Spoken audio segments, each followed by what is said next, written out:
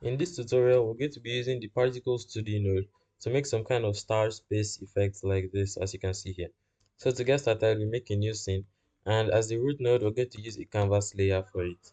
Then we're going to add a Particles 2D node, and inside that, we're just going to move it to the middle of the screen here. So the resolution of my screen by default is 1024 by 600.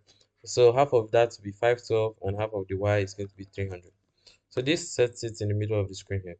So I'll go over textures, and over here in the textures, I'm going to just drag this my star here to the texture, and that's all I'll need. I will go over to the process material, and we're going to add a new particles material. As you can see here, it's already working. As you can see, the stars are already dropping. So before we work with this, we go to time, and here we're going to set the lifetime. For this, I'm going to set it to a 5, and as you can see, it takes 5 seconds before it disappears. See it down there. Then pre-process is basically going to make it act as if it has been on for whatever amount of seconds you put here.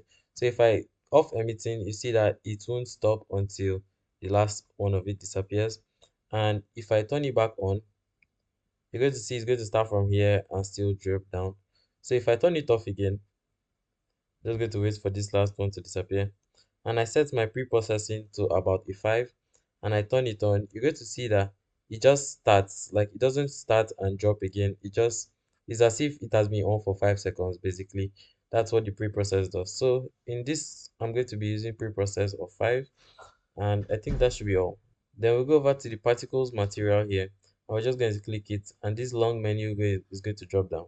So we're going to leave the time, we're going to leave the trail, and we'll go over to emission shape. And here is at the point, that's why the particles are coming from a point. So we're going to set it to box.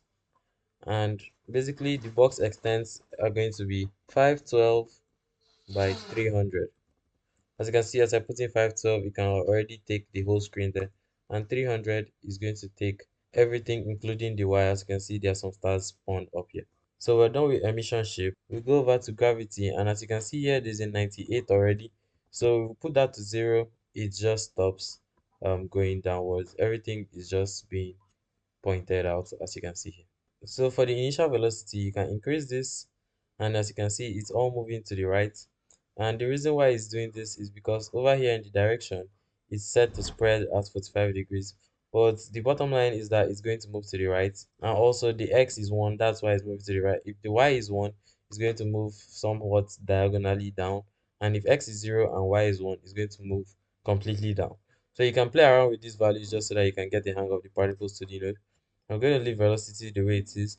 I'm going to edit the angular velocity. For this one, we're going to set it to a 50, and as you can see, the stars have started spinning, and that is somewhat what we want.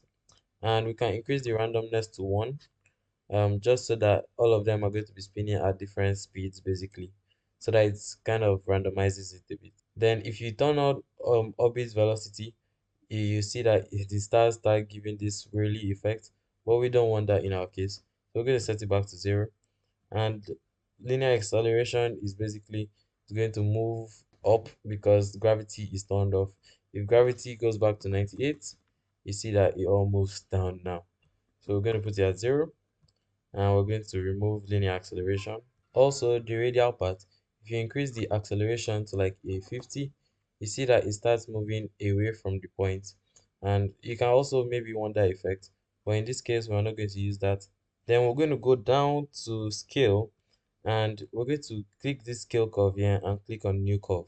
So if you click that, you're going to see a new curve here, and we're just going to open it. So basically, I want a situation whereby it's going to scale down and up at different points in time. So we're going to use this point here to change that. As you can see now, it's going to go from small to big because it's going to go from 0 to 1 in size. But in our case, we want it to be going big and small, big and small. So we're going to add another point. We're going to right click, add another point, and right click again, add another point. So we're going to take this one completely down, take this one up here, I think. Um, take this one up here.